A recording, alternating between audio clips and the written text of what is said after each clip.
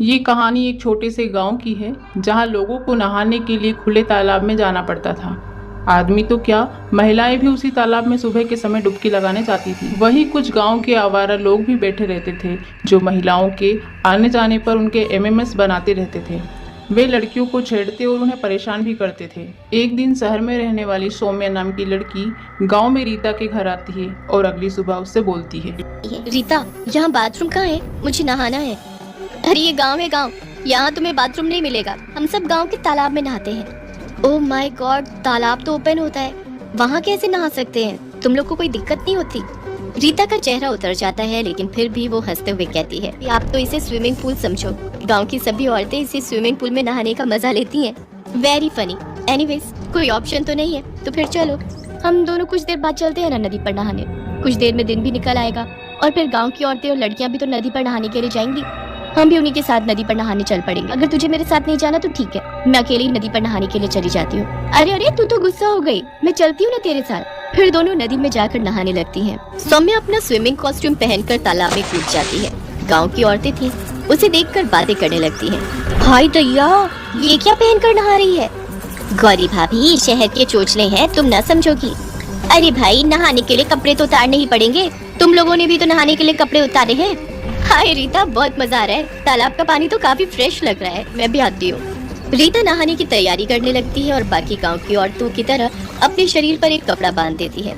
ये क्या, तेरे पास स्विमिंग कॉस्ट्यूम नहीं है? मेरे बैग में एक और कॉस्ट्यूम रखा है, तू उसे पहनकर आजा। छी छी, मैं ये नहीं पहन सकती, मुझे तो बड़ी शर्म आएगी। कमाल है, तू बिना कपड़ों के नहा रही है तो तुझे शर्म नहीं आ रही है, और कपड़े पहनकर नहाने में शर्म आएगी। वाह वाह, तुम गाँव वाले। ओके। फिर दोनों नदी में नहाने लगती हैं। तभी नदी के किनारे पेड़ के पीछे से पवन और रामू नाम के दो दोस्त सड़ने लगते हैं। अरे रामू यार, इन लड़कियों को नदी में नहाते हुए देखकर तो ऐसा लगता है मानो जैसे आसमान से अप्सरा उतर कर आ गई हो। सच कहते हो पवन भैया, इन लड़कियों को यूं नदी में नहाता देख कर तो हमारा भी मन नदी में नहाने का करने लगा है। लगता है हम लोग परिवेश में पहुंच गए। सामने परियां आ रही हैं। कमलेश बाबू, ये लड़की कौन है जिसने स्विमिंग कॉस्ट्यूम पहना हुआ है? अरे शहर की छोरी है। क्या बात है, आज जब इसका ही वीडियो बनाएंगे, गांव का तालाब विद शहरी तड़का।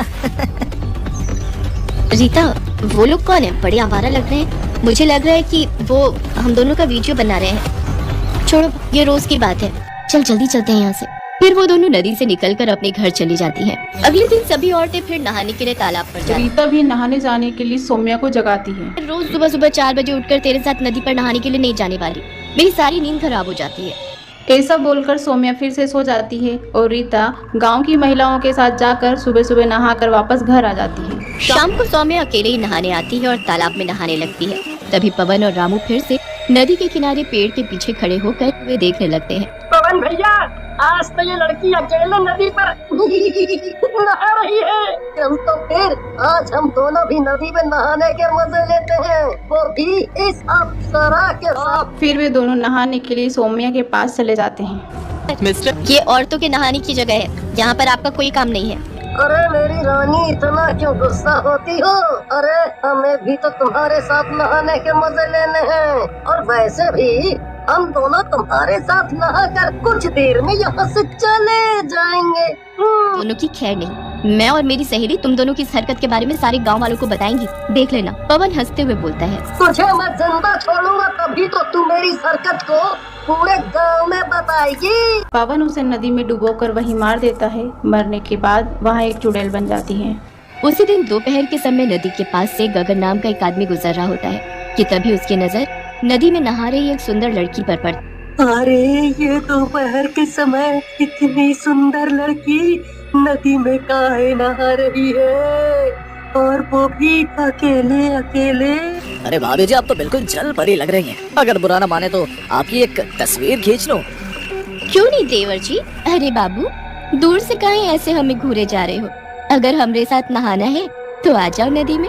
गगन मुस्कुराते हुए जल्दी से नदी में उस लड़की के पास चला जाता है, और जैसे ही उसे छूने की कोशिश करता है, वो लड़की एक डरावनी चुड़ैल का रूप ले लेती है और गगन को नदी में डुबोकर मार डालती है। चुड़ैल इसी तरह से नदी के किनारे से गुजरने वाले लोगों को अपनी ओर आकर्षित करती है, और जब वे नदी में उसके साथ नहाने आते तो उन्हें नदी में डुबोकर मार डालती। आए दिन नदी में लोगों के मरने की खबर से पूरा गांव सदमे में आ गया था। तभी गांव के कुछ लोग आपस में बातें करते हैं। अरे भाइयों, नदी में एक के बाद एक मौत हो रही है। ना जाने ऐसा क्या है उस नदी में जो एक एक करके हमारे गांव के आदमी नदी में डूबकर मरे जा रहे हैं। अरे हमें तो लगता है कि उस नदी में जरूर कोई राक्षस है जो हमारे गांव के आदमियों को मार डालता है। ना भाई, हम लोगों को मिलकर कुछ न कुछ तो करना चाहिए, नहीं तो ना जाने और कितने लोग उस नदी में डूबकर मारे जाएंगे। हाँ। अगले दिन भीमा अपने भाई रमेश के साथ नदी के रास्ते जा रहा होता है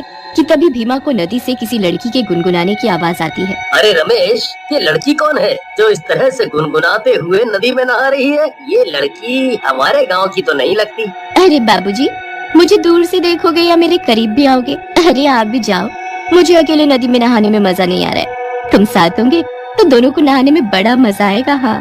सुंदर लड़की की बात सुनकर भीमा से रहा नहीं जाता और रमेश के मना करने पर भी भीमा नदी में उस सुंदर लड़की के साथ नहाने चला जाता है। कुछ ही देर में वो सुंदर लड़की चुड़ैल के रूप में आ जाती है और भीमा का गला दबाकर उसे नदी में डुबोने लगती है। रमेश जल्दी से गांव जाता है और गांव के लोगों और मुखिया जी को ये सारी बात बताता है। मुखिया जी, जल्दी से कुछ कीजिए, नहीं तो वो चुड़ैल मेरे भाई भीमा को भी मार डालेगी। फिर गांव के लोग और मुखिया जी पुजारी जी को लेकर नदी के पास जाते हैं। ए दुष्ट चुड़ैल, छोड़ दे इस बेचारे आदमी को।